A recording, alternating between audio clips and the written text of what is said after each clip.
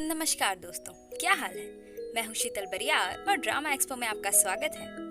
आज की इस वीडियो में मैं आपको it's okay to not be okay के एपिसोड 1 का हिंदी एक्सप्लेनेशन करने वाली हूं। तो ज्यादा समय गवाए बिना चलिए शुरू करते हैं।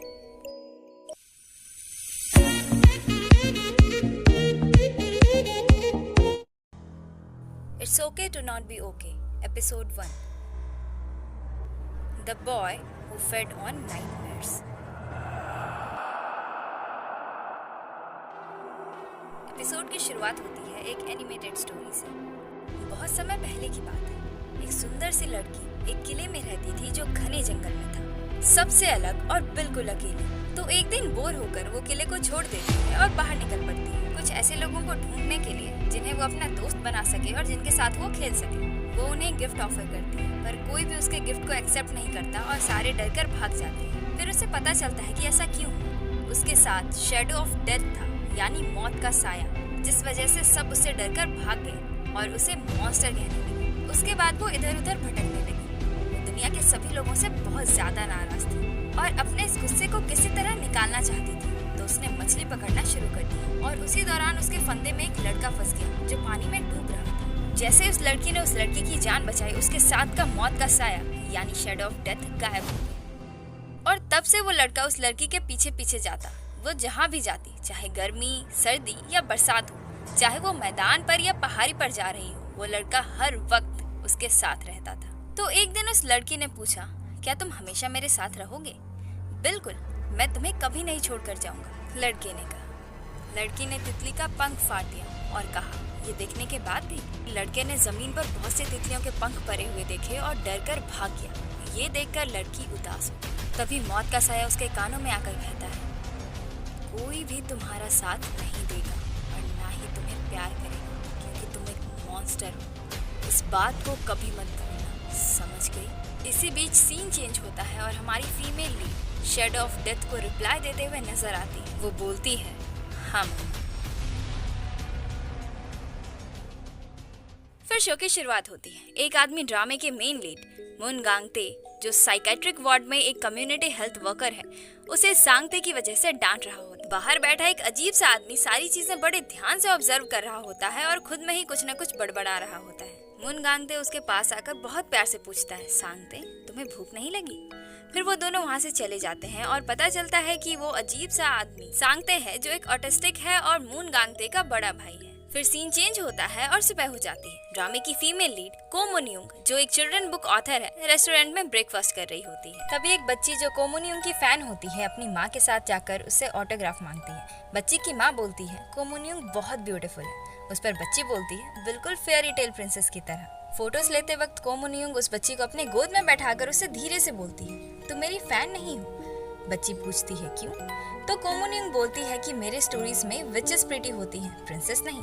अगर तुम्हें मेरी फैन बनना है तो तुम्हें अपनी माँ को जाकर के बोलना होगा, मम्मा, मुझे विचेस की तरह ब्यूटीफुल बनना है। ये सुनकर वो बच्ची जोरों से रोने लगती है और वहाँ से भाग जाती है। फिर को मुन यूंग के मैनेजर मिस्टर ली वहाँ आते हैं और पूछते हैं, उस बच्ची को तुमने ही रुलाया है? इस पर को मुन यूंग बोलती है, मैं बस उसकी गलतफहमी दूर कर रही थी। वो को मुन यूंग को कुछ बोलने ही वाले होते हैं कि को मुन यूंग उसे गुस्से से देखती है और वो अपनी बात पलट को मुन यूंग की तारीफ करने लगते हैं। तभी उन्हें एक कॉल आती है जिसे वो लोन लेने के लिए कॉल है बोलकर कट कर देते हैं। फिर मैनेजर ली बोलते हैं, तुम्हें बच्चों को कहानी सुनाने के लिए जाना है, इसलिए पार्लर से होकर आओ। इस पर को मुन यूंग बोलती है, क्यों? तो मैनेजर ली बोलते हैं, तुम्हें वहाँ बच्चों को होप देने जाना है, ना कि उन्हें डराने के लिए। तुम डेंजरस लग रही हो। तो को मुन यूंग बोलती है, कहानी भी तो वैसी ही है, डेंजरस टाइप। फिर मैनेजर ली बोलते हैं, पर तुमसे ज्यादा नहीं। तो को मुन यूंग बगल में रखा नाइफ उठाकर प्लेट में ड्रैग करने लगती है और बोलती है, तुम्हें पता है ये रेस्टोरेंट मुझे क्यों पसंद है? मैनेजर ली बोलते हैं, यहाँ के खाने की वजह से। और को मुन यूंग बोलती है, नहीं, यहाँ के नाइफ्स अमेजिंग होते हैं। और नाइफ से अपनी उंगली में एक छोटा सा कट कर लेती है और बोलती है, देखो खून बह रहा है। और नाइफ को अपने साथ ले जाती है, जिसके पैसे मैनेजर पे करता है। Cut to next scene. Moon Gangtae अपने कपड़े बदल रहा होता है, तभी एक एम्प्लॉय आकर उसे बुलाती है। मून गांगते उसके साथ जाता है तो देखता है एक मेंटल लड़की फ्रीज से सारे खाने को निकाल कर खा रही होती है। वो उससे बोलता है कि इतना सारा खाना एक साथ नहीं खाना चाहिए और खाने को धीरे धीरे आराम से चबा कर खाना चाहिए। इस पर वो लड़की बोलती है, हनी तुमने बोला था कि जब मैं खाती हूँ तो तुम्हें बहुत अच्छा लगता है। इस पर मून गांगते उसे प्यार से समझाता है और वो लड़की खुश होकर उस पर लिपट जाती है और ओवर ईटिंग की वजह से उसके पीठ पर सारा खाना उगल देती है। तभी एक नया पेशेंट आता है जो बहुत वायलेंट होता है और बार बार अपनी बेटी का नाम चिल्ला रहा होता है। फिर पता चलता है कि वो एक मेडिकल डिसऑर्डर से गुजर रहा है, जिस वजह से वो अपनी बेटी को मारने की कोशिश करता है और फिर खुद भी मरना चाहता है, क्योंकि उसे लगता है कि इस दुनिया में अब उसके लिए कुछ नहीं बचा है और उसे मर जाना चाहिए। पर वो अपनी बेटी को अकेले नहीं छोड़ना चाहता, इसलिए पहले उसे मारने की कोशिश करता है। बट फॉर्चुनेटली वो बच्ची बच जाती है और उसे चाइल्ड साइकोलॉजी डिपार्टमेंट में भेज दिया जाता है। Cut to next scene. Manager अपनी असिस्टेंट और कोमुनियम के साथ कार में जा रहा होता है, तभी मैनेजर को फिर से वही कॉल आता है। असिस्टेंट उसके कॉल को देख लेती है और बोलती है, ओके साइकेट्रिक हॉस्पिटल। सर क्या आप काउंसलिंग लेने वाले हैं? ये तो बहुत अच्छा आइडिया है। इस पर कोमुनियम बोलती है, कॉल रिसीव करो और स्पीकर पर रखना। कॉल पर ओके साइकेट्रिक हॉस्पिटल की एक नर्स रहती है जो बोलती है, मिस्टर को दे हुआन की सर्जरी करानी है, हमें उनके गार्डियन कंसेंट के सिग्नेचर्स चाहिए। फिर कोमुनियम बोलती है, वो मेरे लिए मर चुके हैं तो फिर तुम इन्हें ठीक करने की कोशिश क्यों कर रही हो? क्या तुम जीसस हो? जूरी, अगर तुम्हें इतनी ही चिंता है तो सिग्नेचर लेने खुद आ जाओ। फिर नर्स जूरी एक दूसरे नर्स के पास आकर बोलती है, वो चाहती है कि मैं उसके पास जाऊं। इस पर तीसरी नर्स उसे बोलती है, पेशेंट की जान बचाने के लिए हमें सिग्नेचर चाहिए तो तुम्हें वहाँ जाना चाहिए। फिर नर्स जूरी मिस्टर को दाई हुआन के पास जाती है। फिर पता चलता है कि को मुनियुंग उनकी बेटी है। नर्स जूरी बोलती है कि मुनियुंग नहीं आएगी। इस पर मिस्टर हुआन डर जाते हैं और बोलते हैं कि अगर मुनियुंग यहाँ आई तो वो मर जाएंगे। Cut to next scene. Moon Gangtae अपने भाई सांगते, जो को मुनियुंग का बहुत बड़ा फैन है, उसे फोन लगाकर बोलता है कि को मुनियुंग बच्चों को कहानी सुनाने के लिए यहाँ आने वाली है, जिस पर सांगते बहुत एक्साइटेड हो जाता है और वहाँ आने की जिद करने लगता है। पर मून गांगते उसे वहाँ आने से मना करता है और उसके लिए को मुनियुंग का ऑटोग्राफ लाने का वादा करता है। Cut to next scene. Ko Moonyoung के स्टोरी सुनाने के लिए स्टेज पर तैयारियां हो रही होती हैं। तब मैनेजर की सेक्रेटरी पूछती है कि को मुनियुंग अपने पिता से इतना क्यों नफरत करती है। इस पर मैनेजर ली बोलते हैं, वो सबसे नफरत करती है। अगर तुम इस दुनिया में जिंदा रहना चाहती हो तो इस बारे में दोबारा कभी मत पूछना। Cut to next scene. Ko Moonyoung बाहर बैठकर स्मोक करते हुए फूल तोड़ रही होती है, जिससे देखकर मून गांगते उसके पास आता है और उसे ऐसा करने से मना करता है। जिस पर को मुनियुंग बोलती है, क्या तुम किस्मत पर विश्वास करते हो?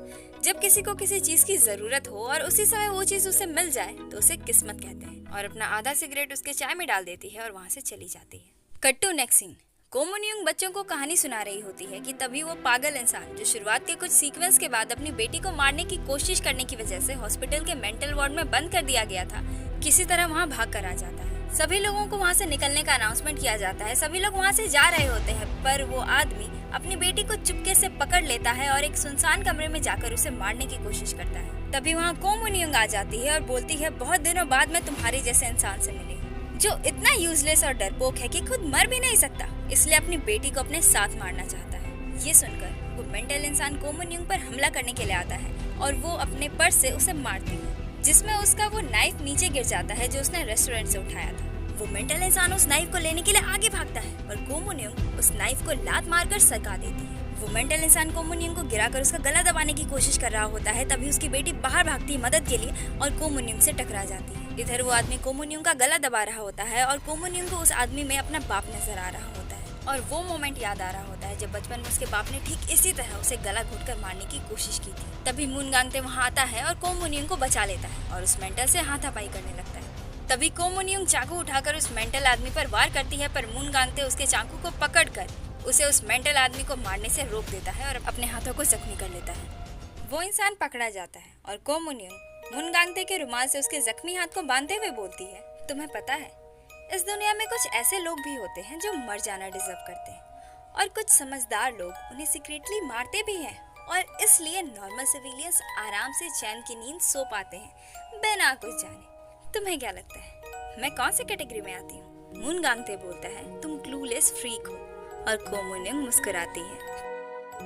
Cut to next scene. Ko Moonyoung का मैनेजर परेशान है क्योंकि को मुनियुंग ने किसी पर चाकू से हमला किया है और अगर ये बात मीडिया में आ गई तो उसके रेपुटेशन का क्या होगा। इधर हॉस्पिटल में इतना सारा केओस होने की वजह से हॉस्पिटल का मालिक सारा ब्लेम मून गांगते पर डालकर उसे जॉब से निकाल देता है। Cut to next scene. Nurse Juri Ko Moonyoung का सिग्नेचर लेने के लिए आती है। तभी पता चलता है कि नर्स जूरी और को मुन्यूंग बचपन में एक ही स्कूल में पढ़ते थे। को मुन्यूंग की बातें नर्स जूरी को बहुत ही ज्यादा इरिटेट, इमोशनल और डिप्रेस कर देती है। Cut to next scene. Moon Gangtae अपने दोस्त को सारी बातें बताते हुए घर जा रहा होता है और ये सब सुनकर उसका दोस्त बहुत गुस्सा होता है, जिस पर मून गांगते बोलता है, वैसे भी मैं ये जॉब क्विट करने वाला था क्योंकि वो टाइम आ चुका है, बस इस बार बटरफ्लाइज ना आ जाए। फिर उसे अचानक से याद आता है कि उसने तो ऑटोग्राफ लिया ही नहीं। उसका दोस्त को मुन्यूंग के साइन का कॉपी करता है, पर जब मून गांगते वो ऑटोग्राफ सांगते को देता है तो वो पहचान जाता है कि ये ऑटोग्राफ नकली है और वो मून गांगते से नाराज हो जाता है। वो उसे बहुत मनाता है पर वो नहीं मानता।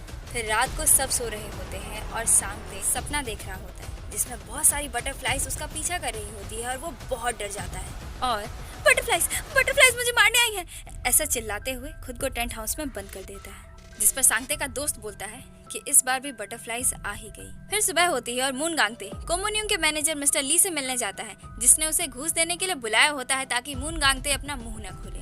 जब मून गांगते ऑफिस पहुंचता है तो असिस्टेंट उसे वेट करने को बोलती है क्योंकि मैनेजर अभी ऑफिस नहीं आए थे। मून गांगते वेट कर रहा होता है, तभी को मुन्यूंग वहाँ आती है और बोलती है, मुझे लगा था कि तुम अलग हो लेकिन तुम भी औरों की ही तरह निकले। और फिर पूछती है कि मैनेजर ने कितने पैसे ऑफर किए हैं तुम्हें अपना मुंह बंद करने के लिए। तब मून गांगते बोलता है, मैं यहाँ पैसों के लिए नहीं आया। को मुन्यूंग पूछती है, तो फिर किस लिए यहाँ आए हो तुम? तब मून गांगते बोलता है, मैं यहाँ इसलिए आया हूँ ताकि तुम्हें फिर से देख सकूँ, तुम्हारी इन आँखों को देख सकूँ, क्योंकि तुम्हारी ये आँखें मुझे किसी की याद दिलाती है। एक लड़की जो बहुत अजीब थी, बहुत क्रूएल, एक लड़की जिसके आँखों में दया ही नहीं थी। को मुन्यूंग पूछती है, क्या तुम उसे डरते थे? मून गांगते बोलता है, नहीं, मैं उससे प्यार करता था। और एपिसोड यहीं पर खत्म हो जाता है। तो कैसा लगा आपको ये एपिसोड? कमेंट करके बताइए। और अगर आप इसके सेकंड एपिसोड का भी एक्सप्लेनेशन चाहते हैं तो ये भी कमेंट करके जरूर बताइएगा। और अगर ये वीडियो आपको अच्छी लगी तो एक लाइक, शेयर और चैनल को सब्सक्राइब करना बिल्कुल मत भूलिएगा। तो आज के लिए बस इतना ही। मिलते हैं किसी और दिन किसी और वीडियो के साथ। तब तक के लिए अलविदा। जय हिंद।